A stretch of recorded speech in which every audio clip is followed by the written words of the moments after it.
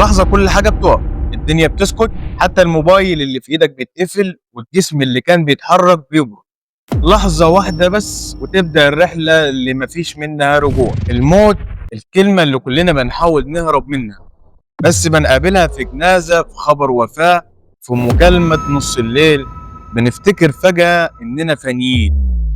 بس تعالَ نهدّي ونفكّر ليه بنخاف من الموت، علشان مجهول والّا علشان حاسين إننا مش مستعدين، والّا لإننا متعلقين بالدنيا زيادة عن اللزوم؟ في واحد دايمًا بيقول أنا جاهز أموت في أي لحظة، وبعدها بيومين مات في حادثة وساب وراه صورة وذكرى وكلام. الناس قالت الله يرحمه كان طيب، بس هو راح لمكان ما فيهوش بشر بيحكموه. في عدل، في حساب، في لقاء مع الله. عارف الموت مش نهاية، الموت انتقال من عالم محدود لعالم أبدي. سيدنا محمد صلى الله عليه وسلم وهو أطهر إنسان قال عند الموت بل الرفيق الأعلى.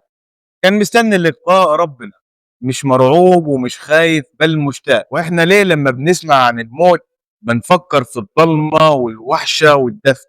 ليه ما بنفكرش ان الموت ممكن يكون راحة او بداية النعيم واحنا قريبين من صاحب النعيم؟ الموت مش عدو، الموت جرس انذار. كل يوم بنصحى فده هدية، وكل لحظة بتعدي رصيد، وكل نفس فرصة. وربنا ما خلقكش علشان تموت فجأة، خلقك علشان تختبر، تمشي صح وتوصل له نضيف. لنفس ذائقة الموت بس بعدها وإلينا ترجعون. يعني في رجوع، في لقاء، في ود حقيقي، في عدل مطلق.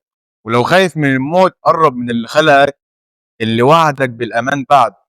اشتغل لآخرتك، ما تشتغلش لدنيتك، وخلي كل يوم تمشي فيه هو تجهيز للحظة اللي هتغمض فيها عينك وتفتحها على الحقيقة. ساعتها يا صاحبي يا رب اجعل آخر كلامنا في الدنيا أشهد أن لا إله إلا الله وأن محمد رسول الله.